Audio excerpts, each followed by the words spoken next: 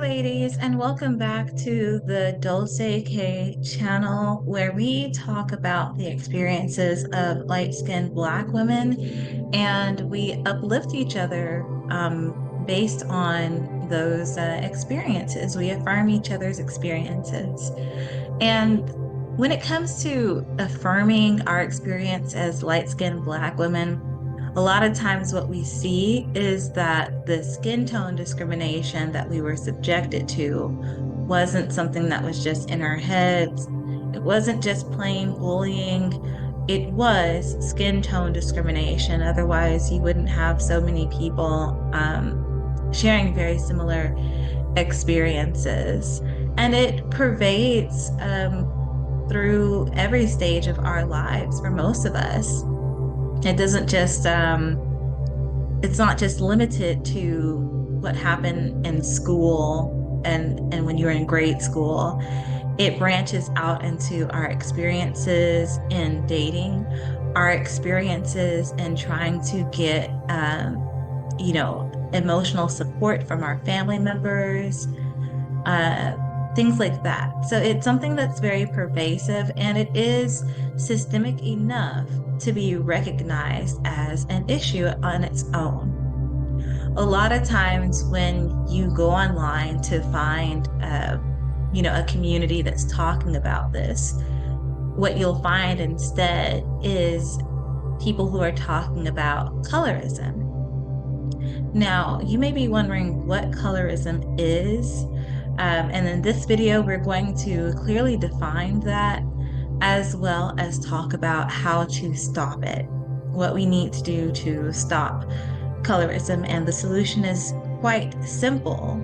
It's just that most of us are unwilling to do the work required to make the change. Okay? So this is from the Global Studies Law Review Journal of Washington University in St. Louis. It talks about stories about colorism in America, and it references Alice Walker because it is believed that colorism is a term that was first coined by Alice Walker in 1982. She was a Pulitzer Prize winner for her work. She's also the author of The Color Purple, which is quite different as far as the storyline and the ending than the movie, the original movie. So if you haven't read that book, I suggest you read it at least once. Once is enough, actually. But anyways, it was defined by Alice Walker to mean the prejudicial or preferential treatment of same-race people based solely on their color. So it's not racism, but there is a clear relationship. Okay, so an example of colorism would be, let's say you do hire someone who is Black or someone who is Indian, but there's a preference for a Black person with a lighter skin tone or an Indian person with a lighter skin tone than a darker skin tone. Notice how in this definition, it doesn't specify which way this preferential treatment is going. It doesn't specify if it's in favor of light skin or if it's in favor of darker skin, okay? But in our experience as Black American people, generally, we would clearly see that there was a preference or a favoritism towards a lighter skin tone in a lot of instances. Think about the paper bag, and just think about, what it meant to live in a society where you're basically being oppressed for having Black features. So of course, if the dominant culture or the oppressive culture has this particular image, those who are closer to that image, you would think would be more favored. And oftentimes this did happen. This little abstract goes on to explain how colorism is often gendered. Okay, so it affects men but it's more likely to infect women because it has a unique relationship to who and what is beautiful, right? So a lot of times skin tone is called into question when it comes to beauty, okay? And yeah, beauty and respectability. Darker skin is oftentimes masculinized, and that's just the truth. That's where the phrase tall, dark, and handsome, that doesn't necessarily say that it's specifically talking about skin tone, but the aesthetic or the characteristic of something being dark is usually associated with masculinity historically. Now, have things been changing? Yes, they have, but we'll get into that in just a second. Okay. You'll see that the definition of colorism changed since 1982. Now the definition does indicate that there is a favoritism towards a particular skin tone. So if we go ahead and Google this, and I'll show you're probably gonna see the definition on the screen. So this is from Oxford Languages. And Oxford Languages Dictionary defines colorism as prejudice or discrimination against individuals with a dark skin tone, typically among people of the same ethnic or racial group. What I find interesting about this definition is not only that, it clearly indicates that, hey, this is talking about discrimination against people with a dark skin tone. I think that's very important. But I also find it interesting that it highlights that this is something that is typically happening among the same ethnic group or within the racial group. But oftentimes when I look online and I see, people talking about colorism, they're usually talking about, we're all black at the end of the day. To the white man, we're all black, so it doesn't matter. That's not true. And I actually saw a study where they talked about colorism in the workplace. It says marginalized racial and ethnic groups from the United States, the United Kingdom, Canada, Australia, and South Africa did a study, and they found that 51% of women from those groups have experienced racism in the workplace. But for women with darker skin tones, that can go as high as 69%. To the white man, they do view light-skinned people as a more acceptable black person compared to dark-skinned people. If I was applying for a job, light-skinned girl, and we both had the same qualifications, the light-skinned girl would have how people in the non-black community see light-skinned black people and darker-skinned black people differently. They're not really talking about intra-racial dynamics, right? Now, the interracial dynamic that we see in the rhetoric a lot has to do with men. So I have a little story for y'all. So a couple months ago, I was out with a friend. Actually, more so like an acquaintance. We weren't really that close.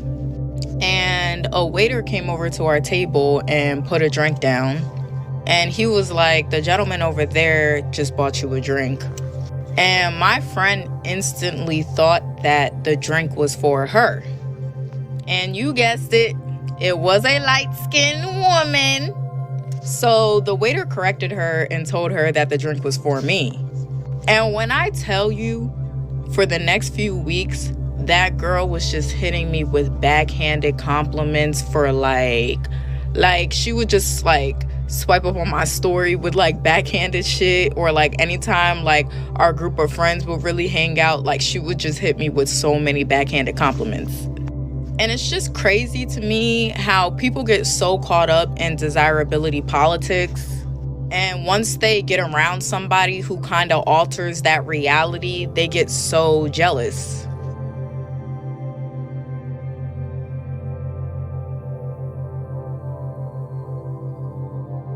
Like, I don't really go for dark skins. Like, you're literally the first dark skinned girl that I ever had a long-term relationship with. Like, if I'm gonna date a dark skin, it gotta be the top tier ones, like the ones that look like you. And in that moment, I instantly knew that he was only dating me because I was the attractive dark skin. based on desirability politics and society, of course. I'm like, look, bro, we got some light-skinned, pretty girls we gotta raise. We in trouble, my nigga. What we gonna do? Because at the end of the day, your light-skinned baby really might not be a problem. She really might not grow up to be cute. And that's not me trying to be mean. I'm just saying. So you assuming because your baby is light-skinned, your baby is going to grow up and be pretty and be a problem. Your baby could grow up and look like Tasmanian Devil, the light-skinned version. Stop. Why do they make beauty synonymous with light skin? That's not beauty.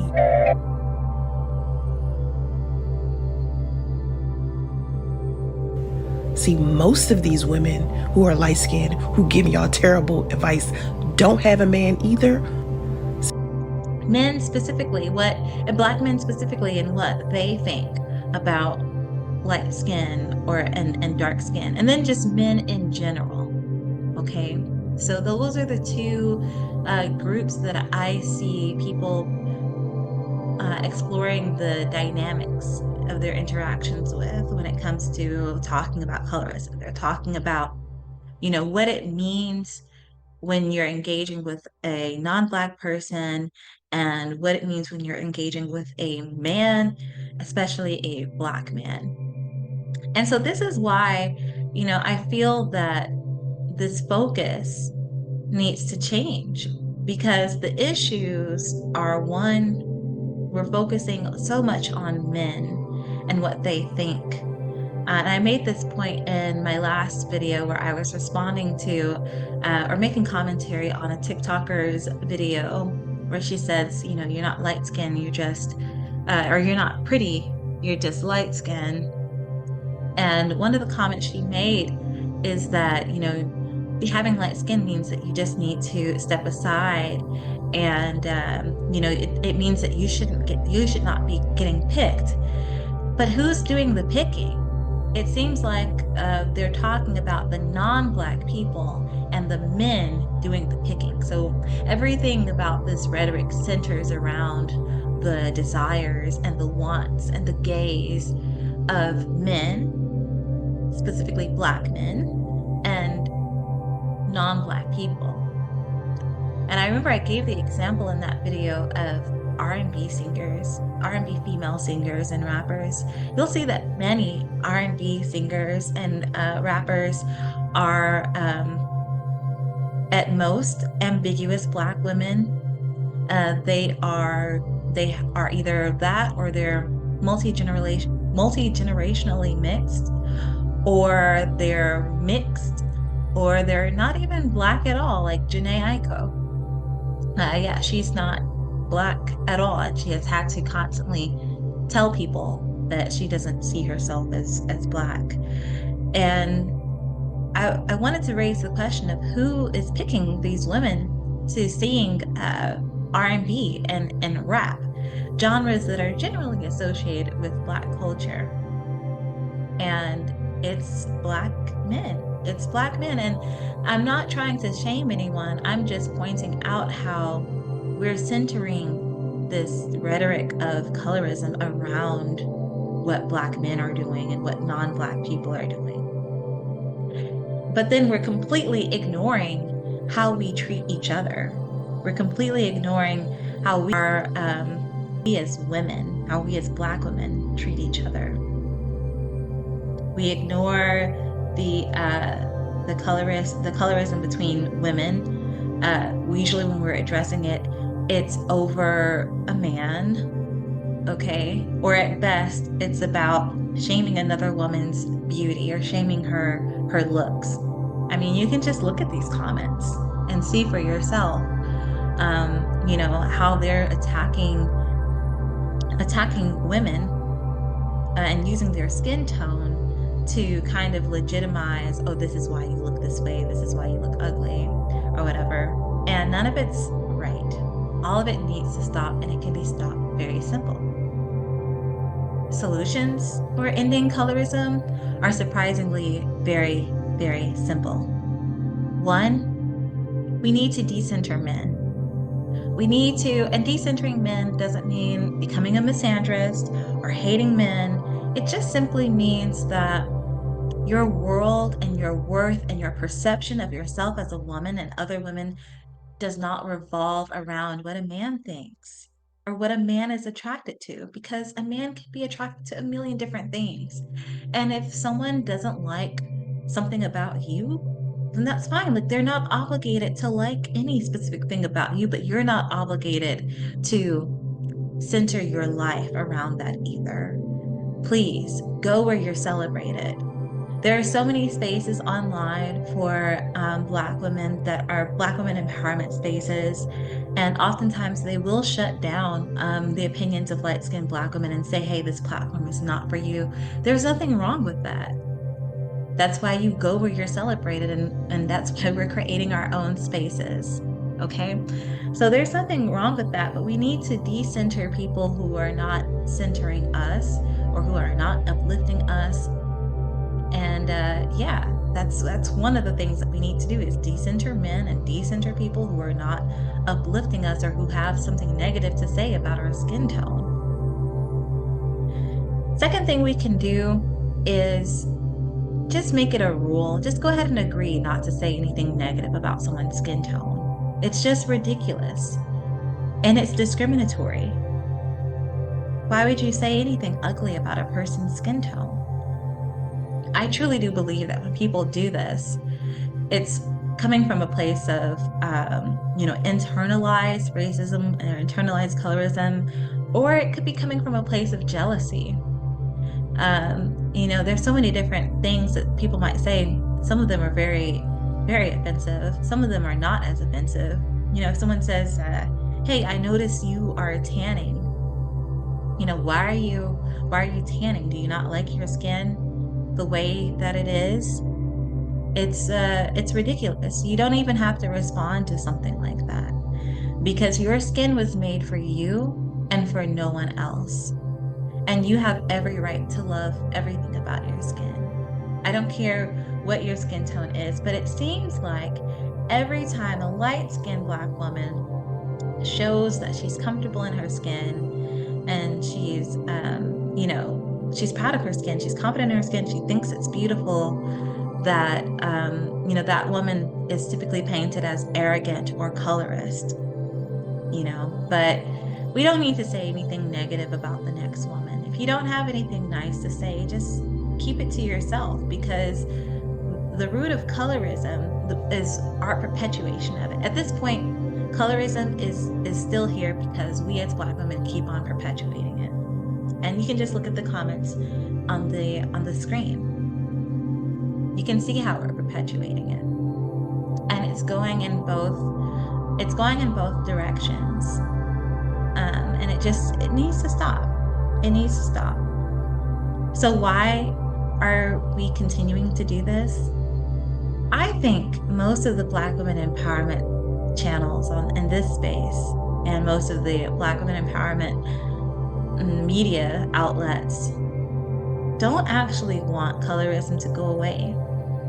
I believe that they just want to trade places. It's kind of like how, people make racist comments about Black people, about white people, and in turn, they want to spit that same vitriol back out to the opposing party. So where we once were fighting for integration and love, Bob Marley, that kind of vibe, now there's like this hatred towards white people, or this hatred towards anything that isn't undeniably Black. Everything that isn't undeniably Black is anti-Black. Like, my pink hair is anti-Black. The way that I speak is anti-Black. My skin tone is anti-Black. That kind of sentiment. Those kinds of sentiments are the reason why we still are dealing with things like racism and colorism. We're not using our history responsibly. We're abusing the influence and the power that our history has given us. Civil rights, all of those things. Black Lives Matter, celebrating the natural hair movement, celebrating Black women, specifically unambiguous Black women, and uplifting Black women with darker hues. All of those amazing things that we have done, all of that corrective promotive media, we are now abusing. We're using it to abuse those who we felt abused us. And you're just going to create the same cycle again. You're just feeding into the negativity. And yeah, if you see if you see a woman, what in you makes you want to say something about her, to her, to demean her, to degrade her, to let her know that you don't think that she's pretty? Like, really look inside of yourself and try to understand, where is that coming from? Because there are tons of ugly people of all races, of all skin tones, and there's tons of beautiful people of all races, of all skin tones. And actually, my core belief is that we are all beautiful. But if you're just out looking for someone who's ugly, why is it that you're only looking for light-skinned Black women? I mean, spread the hate around. I mean, not really, but I just noticed that there's this trend, at least within our community, of treating each other with vitriol on the basis of skin tone, when we know we would never even dare do that to someone who wasn't mixed or wasn't Black at all. So we care so much about how non-Black people treat us, but then when it comes to how we treat each other, we just treat each other the worst, honestly. Yeah, we really do. But yeah, that's my theory on how to stop colorism, decenter men, and have some kind of solidarity or some kind of upliftment attitude towards women and yourself in general. The last point I want to make is that although I am advocating for upliftment of all Black women, by no means am I saying that, hey, if this woman or if this person was colorist to you or discriminated against you based on the basis of your skin tone, that you need to uplift her even more. That was a mistake that so many light-skinned Black women have done. Just like in that video, that TikToker was saying, oh, it means you need to step aside. We have light-skinned Black women who have been stepping aside for their entire lives. My mom is one of those people. And a lot of us are actually raised by mothers who are either light-skinned or not, but we're raised by mothers who basically tell us, hey, there's this thing called colorism, and because this thing exists and it affects dark-skinned girls the most, every time you see a dark-skinned girl, you need to compliment her and you need to uplift her. And this is something that I have a habit for doing, not just to dark-skinned women, but to all women. I have a habit of complimenting women whenever I go out, because I'm just a girl's girl. And if I see something beautiful, or if I see someone beautiful, I'm just going to say it, because I can't help it. Like, I literally can't help it. But what I realized is that specifically with dark-skinned Black women, a lot of times I would get, kind of eye rolls, attitude, or just nonchalance when I would compliment them. And these are like genuine compliments. And then when I got older, I think around somewhere in between like my teenage years and my 20s, I realized just how cringe it was.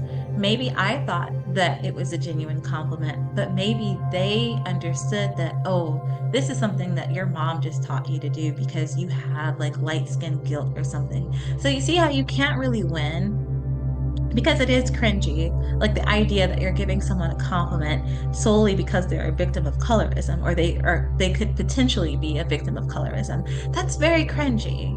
Like, why not just give a genuine compliment? And even though I thought I was giving a genuine compliment, and I know that I meant it, it may not have been perceived that way. So I just stopped doing that altogether. Just stop doing it altogether. Now, it doesn't mean that, like, oh, if I see someone who is wearing like just a freaking amazing dress and it's my favorite color, it's an orange, that I'm not going to compliment them just because they have a darker skin tone. No, I'm going to compliment them in their dress, but I'm no longer just going to willy-nilly do that. I have deprogrammed that out of me, the idea or the belief that I need to uplift women with darker skin tones adamantly. I don't believe that anymore. I just don't, because of the traumas that I experienced and that I also witnessed as a light-skinned woman, the trauma of skin tone discrimination. So basically what I'm trying to say is, yes, we all need to be uplifted. We need to get rid of colorism and skin tone discrimination, but love yourself first. Love yourself first. Black women empowerment spaces on YouTube made their statement. They made it clear that they don't necessarily cater to light-skinned Black women or ambiguous looking Black women, and definitely not mixed women. So my advice to anyone who fits in those categories is to leave that space for now. Just give it a break. You can go back, for whatever you need later on, but give it a break and create a space for yourself. Create a space to honor yourself and love yourself, because spending your entire life waiting for someone to give that to you is miserable. It's not going to work out when you can give that love to yourself. And what's interesting is we see the same dynamic in history. We spent a lot of time, waiting for people to change as far as their sentiments about us, racism, things like that, racism and prejudice. I highly doubt that racism and prejudice will ever completely go away, but I'm also, as a Black person, not going to spend my time trying to force people who don't identify with me to uplift me and to treat me with respect. I can't force anyone to treat me with respect, but what I can do is respect myself. And that's what I'm saying that we should do as women first. We should definitely do that as light-skinned Black women. The things that distract us from giving ourselves love and respect are those things that I mentioned earlier, like centering the opinions and the sentiments of men, or Black men, or non-Black people, or in this case, from the perspective of a light-skinned Black woman, centering the sentiments of unambiguous Black women or darker-skinned Black women. That doesn't mean that their opinions are not valued. Their opinions definitely have their own inherent, intrinsic value, but you don't have to redirect the love and the respect that should be going to you just so that you can affirm their opinions. That's what I'm saying. And there's no need to put anyone down either. So as light-skinned Black women on this channel, we don't put anyone down. We don't talk mess about anyone's skin tone. And it's my personal belief that every skin tone is beautiful. And I definitely do mean that. I do believe that I would look beautiful on every skin tone. And, a lot of celebrities do this anyways, including Black or Black adjacent celebrities like Beyonce. So I do believe that I would look good in every freaking skin tone. That's why I don't talk mess about any skin tone, and they're all beautiful. Also, why would I spend time and energy talking negatively about someone when I could be using my time and energy to further explore my own ideas, to further understand, my own background and my own history, and to uplift myself and to create a community. Instead of being against something, let's be for something. But yeah, that's all I have to say. Let me know what you think in the comments below about what you think is the way to stop colorism and specifically stop skin tone discrimination against light-skinned Black women. Of course, if you have experiences that you want to share with me, I'm going to be trying to set up an email for you to send them into. I'd love to go ahead and talk about your experiences as a light-skinned Black woman as well as my own. But yeah, let me know what you think in the comments down below. If you like this video, give it a thumbs up and subscribe to the channel for more content, and check out my most recent video, affirmations for light-skinned Black women. Truly powerful and very healing. All right, thanks for watching.